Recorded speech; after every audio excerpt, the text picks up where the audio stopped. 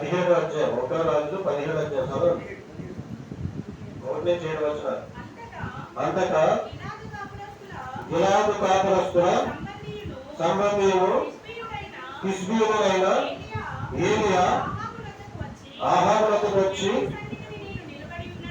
ఎవరి సన్నిధిని నేను నిలబడి ఉన్నానో ఇశ్రాయేలు దేవుడైన ఆ యెహోవా జీవముతోడు నా మాట ప్రకారం గాక ఈ సంవత్సరములలో మంచైనను వర్షమైనను తనదని ప్రకటించెను. పిమ్మట యెహోవాకు అతనికి ప్రత్యక్షమై, నీవు ఇచ్చట నుండి తూర్పు వైపునకు పోయి యోర్దానునకు ఎదురుగానున్న కెరీతు వాగు దగ్గర దాగి ఉండము.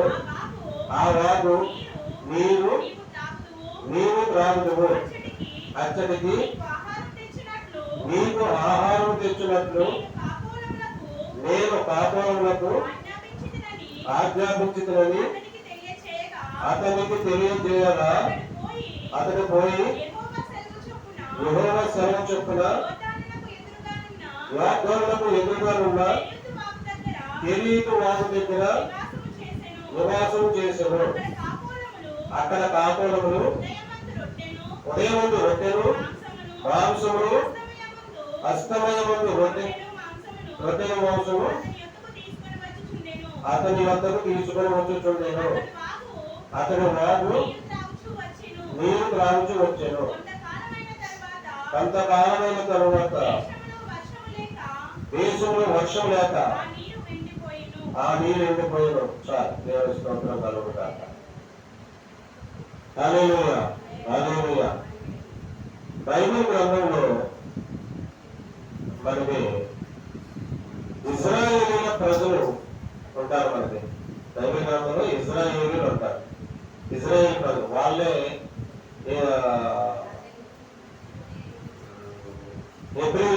ఎబ్రీయులు అని అంటారు. ఎబ్రీయులు అన్నా, ఇజ్రాయేల్ అన్నా, యూదులన్నా వాళ్ళే. యూదులను ఎప్పుడన్నారంటే వాళ్ళ 2 గోత్రాలు ఒక దేశంలో విడిపోయింది, వాళ్ళేమో యూదులు అన్నారు. 10 గోత్రాల వాళ్ళేమో ఇజ్రాయేలీలు అన్నారు. వీళ్ళందరినీ మళ్ళీ హెబ్రీయులు అంటారు. వీళ్ళందరూ కూడా హెబ్రీయులు సంతతి జనం. వీళ్ళను దేవుడు అబ్రహాముకి, ఇస్సాకు, వీళ్ళంతా కూడా అబ్రహాము సంతానం. వీళ్ళు అబ్రహాముకి ఇస్సాకు పుట్టాడు, ఇస్సాకు యాకోబు ఏసావు పుట్టాడు. యాకోబుకి 12 మంది గోత్రాలు. ఈ 12 మంది గోత్రాలు ఇశ్రాయేలు గోత్రం.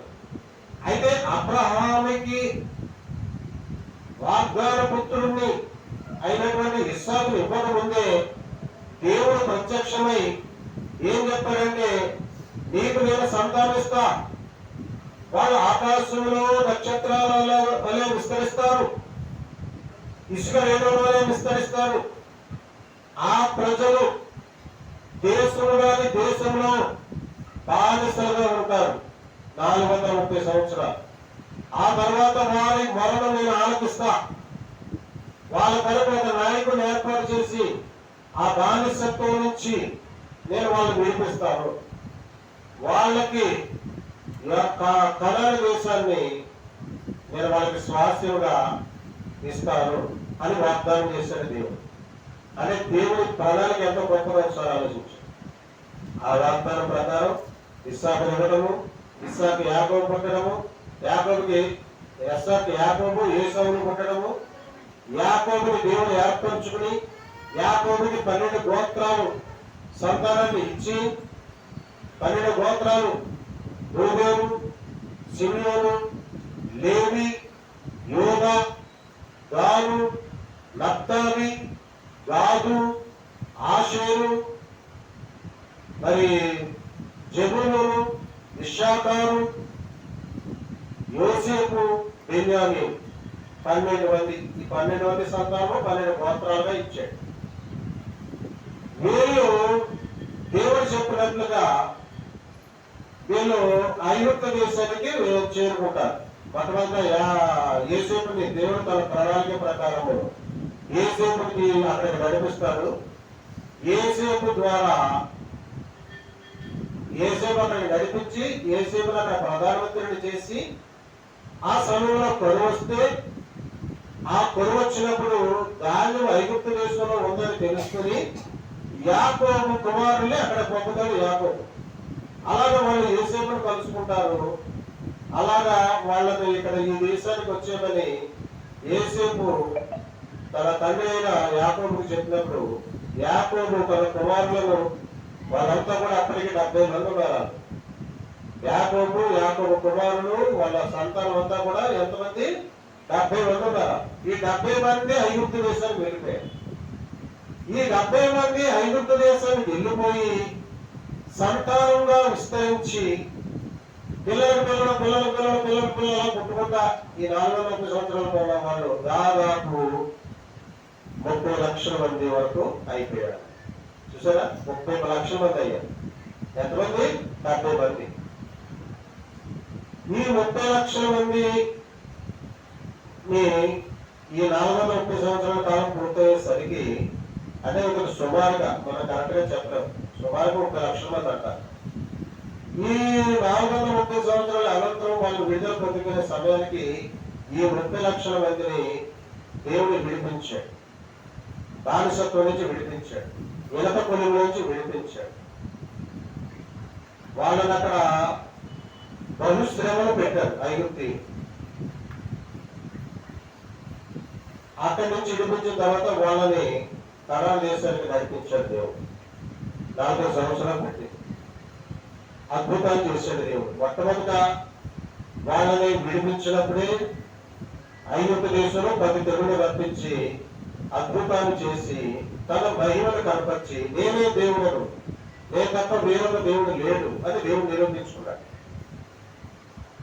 అంటే ఐగుప్తు దేవతలకు తీర్పు తీర్చాడు దేవుడు. ఇప్పుడు మనవాళ్ళు దేవుడిని పక్కన పెట్టేసి, సృష్టికర్తను పక్కన పెట్టేసి, ఆకాశాన్ని, భూమిని, సముద్రములు, జలధారములు ఈ సమస్తం కలిగేసిన దేవుడు పక్కన పెట్టేసి తెలియక సృష్టిని పూజిస్తున్నారు. ఆ రోజు వాళ్ళు కూడా అదే పని చేశారు. ఏమిటా సృష్టి? ఆకాశము, భూమి, సముద్రము, జలధారలు ఇవన్నీ కూడా సృష్టి.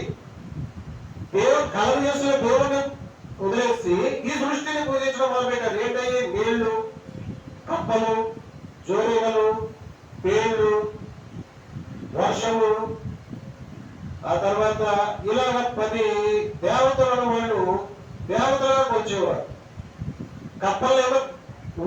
కప్పల్ని పూజించేవాడు వాళ్ళు. ఇది వాళ్ళ ఐగుప్తు దేవతలుగా ఎంచుకొని వాళ్ళకి పూజ చేసేవాళ్ళు. దేవుడు నిజమైన దేవుడు పక్కన పెట్టేశాడు. అప్పుడు ఆ దేవతలకే దేవుడు తీర్పిచ్చాడు. ఏ కప్పలు అయితే వాళ్ళు పూజిస్తున్నారో ఆ కప్పలు వాళ్ళ మీదకే పంపాడు. అది వాళ్ళు బాధించినాయి. మళ్ళీ దేవుడికి మొదలుపెట్టిన తర్వాత ఆ కప్పల్ని విడిచిపెట్టేవారు. మళ్ళీ ఉపసంహరించాడు దేవుడు. నేలను దేవుడని భావించేవారు. నీళ్ళని ఈ రోజుకి కూడా గంగారమ్మ తల్లి గుండె కడతారు. నీళ్ళని దేవుడు అంటారు. నీళ్ళలో పశువు కుంకాలు వేయాలంటారు, పువ్వులు వేయాలంటారు. అలా కొలుస్తారు. అది అక్కడి నుంచి అనాది నుంచి కూడా అలవాటు అయిపోయింది. అంటే ఆ అలవాటు ప్రకారం చేస్తారు. కానీ అసలైన దేవుడు మనం ఆత్మతో సత్యంగా ఆరాధిస్తే, ప్రార్థన చేస్తే ఇవన్నీ చేయవలసిన అవసరం లేదు. ఎక్కడో ఎన్నో డబ్బులు ఖర్చు పెట్టి కాశీ వెళ్ళి అక్కడ మునిగి వస్తారు. ఎక్కడో అద్భుతాలు జరిగితే అక్కడికి వెళ్ళి దర్శిస్తే బాగుంటుందని అక్కడ ఎక్కడికో వెళ్ళి వస్తూ ఉంటారు.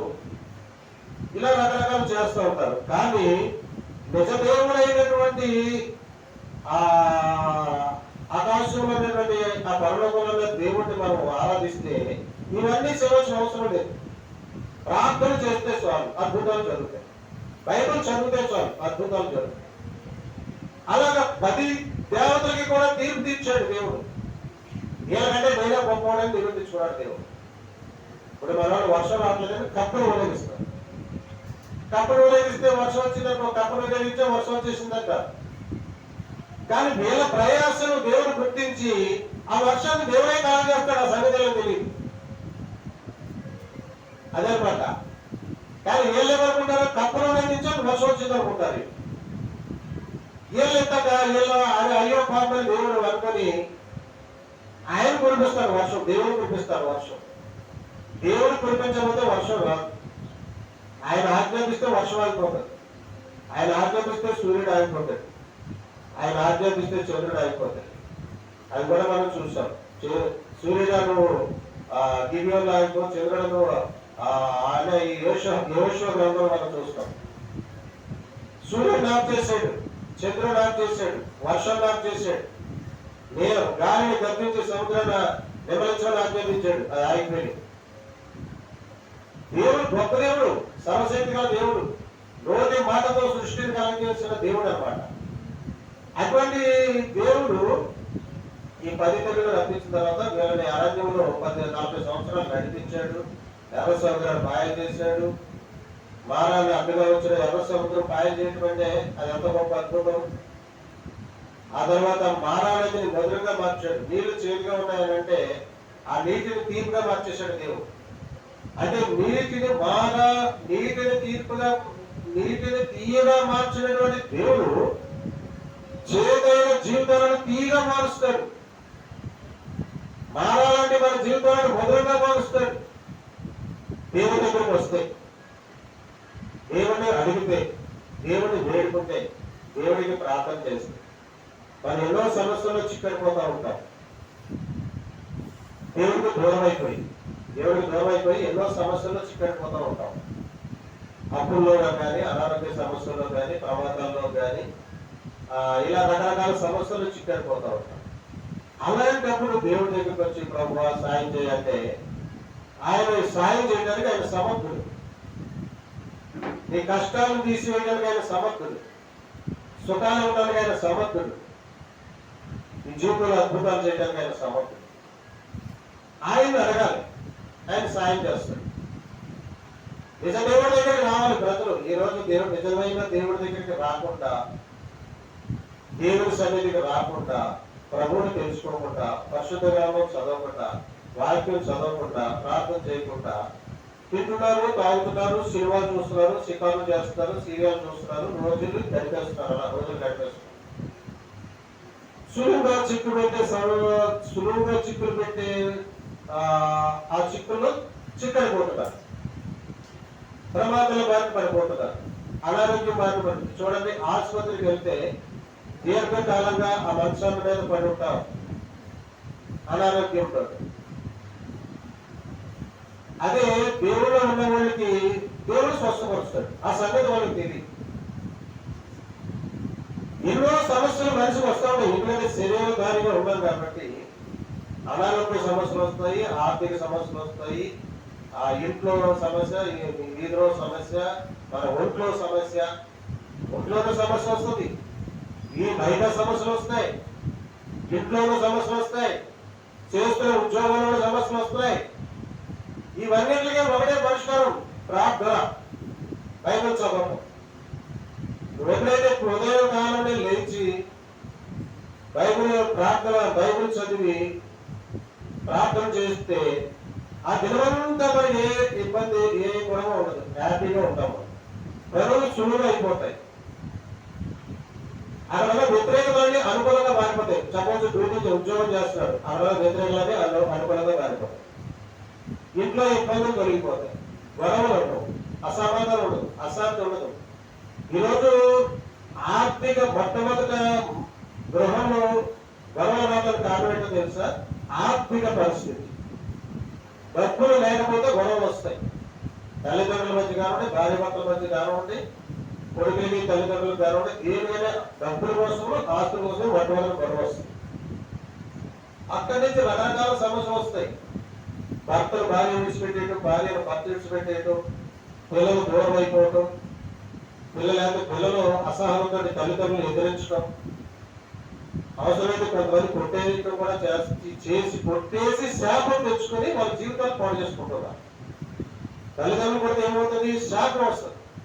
ఆ శాపం వాడు వెంటాడుతుంది, ఇంకా వాడు బాగుపడదు. ఇది ఒక మహాపాపం అట. ఎందుకంటే ఈ పరిస్థితి దేవుడు లేక, హృదయాల్లో దేవుడు లేక, వాళ్ళ ఆత్మలో దేవుడు లేక, వాళ్ళ గృహంలో దేవుడు లేక. ఎప్పుడైతే దేవుడు ఈ దురాత్మలు కూడా చోటు చేసుకుంటాయి, దుష్ట శక్తులు చోటు చేసుకుంటాయి. అవి ఇక ఇష్టానుసారంగా వెళ్ళి చేస్తాయి, మనిషిని వ్యసన బాధితుడిని చేస్తాయి. తాగడానికి అలవాటు పడతాడు, తాగిన తర్వాత ఇంకో తప్పు చేస్తాడు, అలా ఇంకో తప్పు చేస్తాడు. అలాగే మనిషి భద్రమైపోతున్నాడు. ఈరోజు సమాజంలో ఎంతో మంది భద్రమైపోతున్నారు త్రాగుడైన వ్యసనం కూడా. కాబట్టి దేవుడు ఎంత గొప్పవాడో తెలుసుకుని, ఆయన ఎంత అద్భుతమైన దేవుడు, ఎంత ఆశ్చర్యకరుడు, ఎంత కృపగలవాడు, ఎంత ప్రేమ గలవాడు. ఆయన మన కోసం వచ్చాడు, మన పాపాల నిమిత్తం చనిపోయాడు, మన కోసం తిరిగి లేచాడు, మన కోసం ఆ పరలోకానికి వెళ్ళాడు, అక్కడ తండ్రి కోసం కూర్చున్నాడు, అక్కడి నుంచి మన కోసం ప్రార్థన చేస్తాడని ఎవరైతే తెలుసుకుంటారో వాళ్ళ ధన్యులు. ఎవరైతే బైబిల్ చదువుతారో వాళ్ళ ధన్యులు. ఎవరైతే ప్రార్థన చేస్తారో వాళ్ళు ధన్యులు. వాళ్ళ వల్ల ఏ సమస్య నుంచైనా దేవుడు విడిపిస్తాడు ప్రార్థన చేస్తే. ఆయన ఎవరో సాక్ష్యం చెప్పాడు, 15 లక్షలు అప్పుడో కూడిపోయాడంట, రాత్రి అంతా కన్నీటి ప్రార్థన చేశాడంట, 15 లక్షలు అప్పు తీర్చాడని సాక్ష్యం చెప్పాడు. ఆయన సమర్థుడు, ఇటువంటి సమస్య నుంచి విడిపించడానికి ఆయన సమర్థుడు. అద్భుతాలు చేసిన దేవుడు, ఆశ్చర్యకారాలు చేసిన దేవుడు, సూచక్రియలు చేసిన దేవుడు, మహత్కార్యాలు చేసిన దేవుడు. వీళ్ళు 40 సంవత్సరాలు నడిపించాడు, అరణ్యంలో త్రోవ ఏర్పరిచాడు. అరణ్యంలో పగలు మేఘస్తంభంగా, రాత్రి అగ్నిస్తంభంగా ఉండే వాళ్ళు నడిపించాడు దేవుడు. ఆ రోజుల్లో వాళ్ళకి కరెంట్ లేదు, ఇప్పుడు మనం కరెంట్ లో ఉన్నాం. ఆ రోజుల్లో వాళ్ళకి కరెంట్ లో లేదు. ఎవరు కరెంటు? దేవుడే కరెంట్ అయ్యాడు. పగలు మేఘస్తంభంగా, రాత్రి అగ్నిస్తంభంగా. పగలు మేఘస్తంభం అంటే ఏంటి అంటే ఎండ, వాళ్ళ ఆ ఎండలో మారిపోకుండా మేఘము వాళ్ళ సల్ల అంటే ఏసీ, వాళ్ళకి మేఘస్తంభంగా దేవుడు మారిపోయి ఏసీని ఇచ్చాడు. ఎందుకంటే వాళ్ళ ఆయన ప్రజలు కదా, దేవుడు ప్రజలు కదా వాళ్ళు. మేఘస్తంభంగా మారిపోయి వాళ్ళకి ఏసీ కలుగు చేశాడు దేవుడు, చల్లని వాతావరణం. చూడండి, ఎప్పుడన్నా రోడ్డు అంతా వెళ్తుంటే గట్టిగా ఎండ కాస్తుంటే ఏంటి ప్రభు ఈ ఎండని బాధపడుతున్నారు వెళ్తున్నాం అనుకోండి, వాతావరణం ఒకసారి చల్లగా మారిపోవడం మేము గమనించాం. వర్షం వెళ్తుంటే వర్షం వస్తుంది ఎలాగా అని అనుకుంటే వర్షం ఆగిపోవడం చూసాం. అంటే తన ప్రజల పట్ల దేవుడు అద్భుతం చేస్తాడు. వర్షం ఆపేస్తాడు, ఎండని చల్లని వాతావరణంగా మార్చేస్తాడు, వర్షం రాకుండా చేసేస్తాడు. ఇంట్లో నాకు ఏమీ లేదు అని ప్రార్థన చేస్తే ఎవరో ఒకరు వచ్చి సాయం చేస్తారు. అట్లాంటి అద్భుతాలు దేవుడు చేస్తాడు. రాత్రి అగ్నిస్తంభం అయిపోయింది. ఆ అరణ్యంలోని విషపురుగులు ఉంటాయి, తేళ్లు ఉంటాయి, పాములు ఉంటాయి, రకరకాల జంతువులు ఉంటాయి. వాళ్ళు కుడితే వాళ్ళు ఏదైతారు? ఆ అరణ్యంలో జంతువులు బారి నుంచి వాళ్ళు కాపాడటానికి ఈయన అగ్నిస్తంభంగా మారిపోయాడు. వెలుగు వచ్చేసింది. ఆ వెలుగులో ఎక్కడైతే ఉందో కనపడుతుంది. ఇప్పుడు చీకట్లో ఎక్కడైతే కనపడేది ఆ చీకట్లో ఏదైనా కుడితే. అందుకని పగలు మేఘస్తంభంగా, రాత్రి అగ్నిస్తంభంగా మారిపోయాడు. దేవుడు గొప్ప దేవుడు. మన కోసమైన మేఘస్తంభం అయిపోతాడు, మన కోసమైన అగ్నిస్తంభం అయిపోతాడు. మన వ్యవసాయానికి ఆయన వ్యవసాయంగా మారిపోతాడు, మన కోసమైన నీళ్ళగా మారిపోతాడు, మన కోసమైన ఆహారంగా మారిపోతాడు. అంటే దేవుడు అంత గొప్ప దేవుడు. నువ్వు దేవుడిలో ఉంటే, దేవుడిని ఆరాధిస్తే, ప్రార్థన చేస్తే, బైబిల్ చదివితే నీ కోసం దేవుడు తన దూతల్ని ఆజ్ఞాపిస్తాడు. దేవదూతలు అనేవాళ్ళు ఉన్నారు, దెయ్యాలు ఉన్నాయి, దేవుడు ఉన్నాడు. దేవతలు లేదనుకుంటారు మీరు, దేవతలు ఉన్నాయి, వాటి మహిమలో ఉన్నాయి, వాళ్ళు సాయం చేస్తారు. కానీ వాళ్ళకంటే గొప్పవాడు దేవుడు. దేవతలను ఆరాధించేవాడు ఎందుకు సత్యరమ్మంటారు? వాళ్ళ అక్కడ ఆ దేవతలు పెట్టి వాళ్ళు ఆరాధిస్తున్నట్టు ఆ దేవతలు సాయం చేస్తూ ఉంటది, ఆ దేవతలు ప్రత్యక్షంగా ఉంటది. తెలుసా కూడా సంగతి? ఎవరి దేవతలు అంటే దేవుడు వీళ్ళకంటే గొప్పవాడు దేవుడు, వీళ్ళకంటే అద్భుతమైన వాడు దేవుడు. ఆ దేవుడిని ఆరాధించినప్పుడు ఈ దేవతల దగ్గర వెళ్ళాల్సిన అవసరం లేదు. కానీ ఈ దేవతలు అన్ని విషయాల్లో సహాయం చేయలేవు. ఆ రోగాలు స్వస్థపరచలేదు వాళ్ళు, కరువు సమృద్ధికి బలం చేయలేరు వాళ్ళు, ఏ కొన్ని చేస్తారు. అయితే దాన్ని బట్టి వీళ్ళు ఏంటంటే మా దేవత మాకు లేదా, మా దేవుడు మాకు లేదా, మాకు అని అంటారు. అలా ఉండి ఒక మోసంలో సిక్కడిపోతున్నారు అనమాట. ఆ మోసంలో సిక్కడిపోయి వెనకబడిపోతున్నారు. కొంతమంది ఎన్నో రకాలుగా శాపాలు తెచ్చుకుంటున్నారు అన్నమాట. ఇప్పుడు మా ఇంటి కూడా ఒక ఆయన ఉన్నాడంటే ఆయన గణాచారిగా ఉన్నాడంట. మొత్తానంతా పసుపు పూసుకుంటున్నాడు, కొత్త పైన చిన్నగా పసుపు పూసుకుంటున్నాడు. ఈ తల కొత్త ఇక్కడ దాకా పెంచాడు. ఆయన చూస్తేనే గణాచారిలో కనపడతాడు. బట్టలు కూడా బాగానే ఉన్నాయి. అలానే కొత్త వెళ్ళిపోతున్నాడు. ఏం ప్రయోజనం? ఆయన గణాచారిగా ఉన్నాడు, దేవతని ఆరాధిస్తున్నాడు, పూజలు చేస్తున్నాడు. ఆ సంబరాలు ఇచ్చినప్పుడు ఘటాలు ఎత్తుకుంటున్నాడు, కోడి కొడుతాడు, మేకలు కొడుతాడు. ఆ లమ్మని తాగెత్తున్నారు, తాగేసి వచ్చి ఆ లమ్మని కొడతాడు. ఆ లమ్మ చెప్పింది, ప్రభుత్వ రంగంలో సచ్చిగాడంటే మా అబ్బాయి కొడతాడని కొన్నాడు, మా అబ్బాయి కొట్టేస్తాడని. చూసారా? అదే యేసుప్రభు మందిరానికి వస్తే కొడతాడా? వాళ్ళందరికీ తినబడతాడా? తాగుతాడా? తాగడు. భర్తభద్రం తవలు మానేస్తాడు, పాపం మానేస్తాడు, పాపిష్ట ఆలోచనలు ఉన్నాం. అతను పరిశుద్ధంగా ఉంటాడు, ప్రార్థన చేస్తాడు, బలిగడం కాదు, అసలు పక్కన కూడా హాని చేయడు, తోటి వాళ్ళని ప్రేమిస్తాడు, సహాయం చేస్తాడు, ఎవరైనా బ్రాహ్మణులకి సువార్త చెప్తాడు, లేదా వాళ్ళ కోసం ప్రార్థన చేస్తాడు. ఇది దేవుడు ఉన్న మహిమ. అక్కడ ఉండి చేయడం. అక్కడ కోపస్తే భర్తలు వెళ్ళిపోతారు, కొట్టేస్తారు, చిక్కడిపోతారు, ఇంటికి వచ్చి వాళ్ళ అమ్మ నాన్న తిరగబడిపోతారు. అందుకనే అదే ఆ తేడా గమనించాలి. ఆ తేడా గమనించలేక, తెలుసుకోలేక అపోహి తీసుకొచ్చిన గుడ్డితనంలో ఉండిపోయి మోసపోతున్నారు, ఇబ్బందులు పాలైపోతున్నారు, ప్రమాదాలు బాధపడిపోతున్నారు, ఆపదల పాలైపోతున్నారు, జైల పాలైపోతున్నారు, ఆఖరికి ఆత్మహత్యలు చేసుకొని చనిపోతున్నారు. తెలుసా మీకు? అందుకనే దేవుడు తెలుసుకుని మనము దేవుడు చెప్పింది పాటిస్తే, ఇప్పుడు ఎవరైనా పోగొట్ట కొట్టారనుకో, స్వయంగా కొట్టాడనుకో, ఈ కోకలా చూపించాడనుకో, మళ్ళీ కొడతాడా? మళ్ళీ కొట్టడిగా తిరిగి మళ్ళీ కొట్టబోతే అప్పుడు మళ్ళీ కూడా రెండు వేస్తాడు.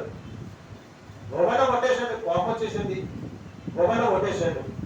నువ్వు మళ్ళీ రెండో కోటలా కొట్టి అయ్యా నన్ను క్షమించన్నా అనుకో, అతను మళ్ళీ కొడతాడా? ఏ మనిషి కొట్టడు, వెళ్ళిపోతాడు, మౌని వెళ్ళిపోతాడు, లేదా సారీ చెప్తాడు. ఇలా చెప్పతే మౌని వెళ్ళిపోతాడు. అదే చెప్పాడు దేవుడు మనకి. ఒక శంపడితే రెండో శంప చూపించాడు, తోటి ప్రేమించాడు, వారికి సహాయం చేయమన్నాడు. మరి అలా ఉండే మహాత్మా గాంధీ గారు భారతదేశం స్వాతంత్రం తీసుకొచ్చారు. పరిశుద్ధ గ్రంథం చదివి దేవుడు చెప్పిన అవన్నీ పాటించి హింస తప్పు, అహింస కారణంగానే వారు ఏదైనా సాధించగలని భారతదేశానికి పిలుపునిచ్చి దేశానికి స్వతంత్రం తీసుకొచ్చి, మరి బ్రిటిష్ వారి పరిపాలన నుండి భారతదేశాన్ని విడిపించారు గాంధీ గారు, మహాత్మా గాంధీ గారు. ఈ బైబుల్ చదివి ఆయన కనుక ఈ బైబుల్ చదవకపోతే, ఆయన కనుక అహింస మార్గం అవలంబించకపోతే వాళ్ళు ఈ దేశాన్ని విడిచిపెట్టరు. వాళ్ళు ఎప్పుడైతే బైబుల్ గ్రంథం చదివి అహింస మార్గాన్ని బోధించి అహింసతో మనం సాధించాలి, వాళ్ళ తిరగబడద్దు, వాళ్ళ నాయకుడిగా లేచిపోయి వాళ్ళు కొట్టేస్తున్నారు, చంపేస్తున్నారు, వాళ్ళ చేతుల్లో చచ్చిపోతున్నారు. ఇదంతా తప్పన్నాడు గాంధీ గారు. ఎందుకంటే తప్పన్నాడు? పరిశుద్ధ గ్రంథం చదివి తప్పన్నాడు. మరి ఎవరి వల్ల విజయం వచ్చింది? గాంధీ గారి వల్ల విజయం వచ్చింది. గాంధీ గారి వల్ల భారతదేశం సేవ చేయబడింది. మహాత్మా గాంధీ గారి వల్ల ఈ దేశానికి స్వాతంత్రం వచ్చింది. అందుకని మనిషి ఏదైనా సాధించాలంటే అహింసతోనే సాధించగలం, కానీ హింసతో సాధించలేదు. చంపిన వాడు ఖచ్చితంగా చచ్చిపోతాడు. మరి ఎన్నో చూస్తున్నాం మనం. ఆ రకంగా అసలు సబ్జెక్టులకి మనం వెళ్ళకుండానే మన ప్రసంగం అయిపోయింది. దర్శనం వరకు చెప్తాం. ఈ ప్రసంగం ఏరియా గురించి చెప్పాలి. ఎందుకంటే ఆ రకంగా 5 దేశాలు పంపిన తర్వాత వాళ్ళు పరిపాలించడానికి న్యాయాధిపతులు ఇచ్చాడు, ఆ తర్వాత రాజులు ఇచ్చాడు. రాజుల కాలంలో ఏరియా ఒక గొప్ప ప్రవక్త ఉన్నాడు. ఆయన తిష్మీయుడైన ఇలాంటి కాపురస్తుడు, తిష్మీయుడు ఏరియా, ఆయన ఒక ప్రవక్త. 9 అద్భుతాలు చేశాడు. ఆహాబు రాజు దగ్గరికి వెళ్ళి వర్షం కరువు వస్తుందని చెప్తే వర్షం అయిపోయింది, కరువు వచ్చింది. ఆ తర్వాత ఒక విధవ కుమారుడు ఆయన బతికించాడు. సారేపతి విధవరాలు ఆయనకి కరువు వచ్చినప్పుడు ఆయన కాకులు ఆహారం అందించిన ఒక అద్భుతం చూస్తాం. వర్షం ఆగిపోయిందని ఒక అద్భుతం చూస్తాం. విధవరాల కుమారుడు బతికించడానికి ఒక అద్భుతం చూస్తాం. కర్మేలు పర్వతం మీద బలిపీఠానికి ఆ బలిపీఠం మీద అక్కడ అద్భుతం చూస్తాం.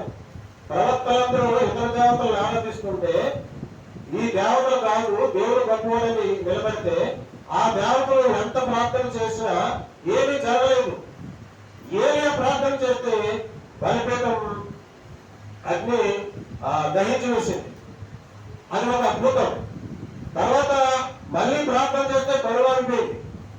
ఏరియా మళ్ళీ ప్రార్థన చేశాడు, మళ్ళీ వర్షం వచ్చింది, కరువు అయిపోయింది. 3.5 సంవత్సరాలు ఆయన ప్రార్థన చేస్తే 3.5 సంవత్సరాలు వర్షం అయిపోయింది. మళ్ళీ ప్రార్థన చేస్తే వర్షం వచ్చింది, కరువు ముగిసిపోయింది. అదొక అద్భుతమైన జీవితంలో. తర్వాత ఆయన ఆహారం కంటే ముందుగా ఎత్రాలు చేసి పరిగెత్తుకుంటా వెళ్ళిపోయాడు. 25 మైళ్ళు పరిగెత్తాడు ఆయన. ఆహారంలో రథం మీద వెళ్తున్నాడు, ఈయన పరిగెత్తుకుంటూ వెళ్ళాడు. 25 మైళ్ళు పరిగెత్తుకుంటూ వెళ్ళి ఈయన ముందుకు వెళ్ళిపోయాడంటే అది ఎవరి శక్తి? అది దైవ శక్తి. ఆయన అభిషక్తుడు, ఆయనలో అభిషేకం ఉంది. అభిషేక బలంతో 25 మైళ్ళు పరిగెత్తుకుని రథము కంటే గుర్రాలతో పరిగెత్తే రథము కంటే ఏరియా ముందు పరిగెత్తుకుని వెళ్ళిపోయింది. ఒక అద్భుతమైన జీవితం. దేవుని స్తోత్రం కలుగుదా. తర్వాత రోజు పర్వతంలో దేవుడు ప్రత్యక్షం అవుతాడు. ఆయనకి అగ్నితో దేవుడు ప్రత్యక్షం అవుతాడు. ఆ తర్వాత ఆహార్య సైనికులు పంపించినప్పుడు ఆకాశంలో అగ్ని వచ్చి 50 మందిని కాల్చివేయరు కాదంటే 50 మందిని కాల్ చేస్తారు. అగ్ని వస్తుంది, 50 మంది ఊరైపోతారు. అదొక అద్భుతమైన జీవితం. తర్వాత ఆయన యోగాలందరూ సాయం చేశాడు. ఇదొక 9 అద్భుతాలు చేశాడు ఆయన. అంటే ప్రవక్తల జీవితంలో అద్భుతాలు జరుగుతాయి. ఈ రోజు చాలా మంది ప్రవక్తలు చనిపోయిన వారిని కూడా తిరిగి బతికిస్తారు. వాళ్ళు ప్రార్థన చేస్తే వర్షాలు కూడా ఆగిపోతాయి. అప్పుడు ఉన్నారు, ఇప్పుడు ఉన్నారు ప్రవక్తలు అనేవాడు. ప్రవక్తలతో దేవుడు మాట్లాడతాడు. ప్రవక్తలు ఏదనుకుంటే అది జరుగుతుంది. ప్రవక్తకి దేవుడు స్వరం వినిపిస్తాడు. ఆ ప్రవక్తల్ని ఎవరు ఏమి చేయలేరు. ఆ రోజుల్లో ఆయన ఎందుకంత పవర్ఫుల్ గా ఉన్నాడంటే ఆయన ప్రార్థన చేసేవాడు. రాత్రంతా ప్రార్థన చేసేవాడు, లోకాల మీద ప్రార్థన చేసేవాడు. ఇక వేరే ఏదో ఉండేవాడు, ఇక లోకమైన ఉండేది కాదు, దేవుళ్ళలోనే ఉండేవాడు. ఇప్పుడైనా సరే మనం దేవుళ్ళో ఉండి మోకరించి 2-4-5 గంటలు ప్రార్థన చేస్తే మనం కూడా అలాంటి అద్భుతాలు చూపిస్తాం. మరి మనం చేస్తామా? ఇంటికంటే బైబుల్ పక్కన పెట్టేస్తాం. మనం నేను బైబుల్ పక్కన పెట్టేసి మన పనుల్లో మునిగిపోతాం. మనం ప్రార్థన కూడా చెయ్యం. మనం బైబుల్ చదివినా ప్రార్థన చేసిన అద్భుతాలు ఖచ్చితంగా మన జీవితంలో చూస్తాం. మనం ఇవాళ దేవుడి ప్రసంగాన్ని మేము చూస్తున్నాం. 6-3 గంటల ప్రార్థన బైబుల్ చదువుతుంది, తలగట్టలు వేసి ప్రార్థన చేస్తుంది. ఆవిడ దర్శనం చూపుతాడు దేవుడు. ఫాస్ట్ అవుతుంది. చంటి పిల్లల్ని చూపించాడు. ప్రార్థన ఎవరి కోసం ప్రార్థన చేస్తే వాళ్ళ గురించి చెప్పేస్తున్నాడు దేవుడు. అది అంటే ప్రార్థన అందులో ఎక్కువ సేపు దేవుడితో గడపాలి, బైబిల్ చదవాలి, ప్రార్థన చేయాలి. అప్పుడు మన జీవితంలో కూడా అద్భుతాలు జరుగుతాయి. మనకు కూడా దేవుడు కళలో దర్శనాలు చూపిస్తాడు. మొట్టమొదటి ఏం చేయాలి? రక్షణ పొందుకుని దేవుళ్ళకి వచ్చేసి, బయట నుంచి దేవుళ్ళకి వచ్చేసి అప్పుడు ప్రార్థన చదవడం మొదలు పెడితే దేవుడు జీవితంలో అద్భుతాలు చేస్తాడు. అటు దేవుడు అనిపించిన దాకా అయ్యా వచ్చి నాకు